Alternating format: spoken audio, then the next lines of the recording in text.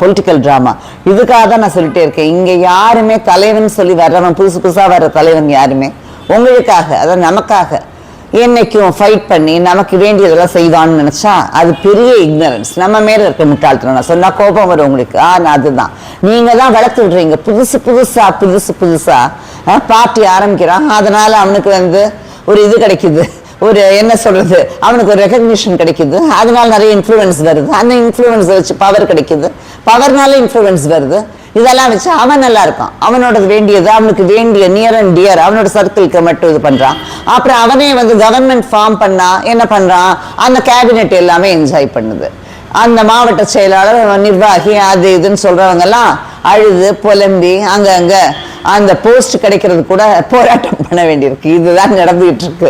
நான் யார சொல்றேன்னு தெரியுது இல்லையா, மலேசியால போய் ஆடியோ லான்ச் பண்ண மிஸ்டர் விஜய தான் சொல்றேன். ரொம்ப நாளா அந்த அப்பாவே வருத்தப்பட்டு மீடியால அழுதாரு. இப்ப ராமதாஸ் அழுகிறதா அன்னைக்கு எஸ்ஏசி அழுதாரு. அழுதுட்டு என்ன சொன்னாரு, இந்த மாதிரி என்னன்னு தெரியல, அந்த பார்ட்டி அவரா போய் ஒரு இதை ரெஜிஸ்டர் பண்ணதுக்காக பெரிய இது நடந்து அவங்க அம்மா தான் பாவம் போய் பேசி ஒரு இதா இருந்தாங்க, மெசஞ்சரா இருந்தாங்க.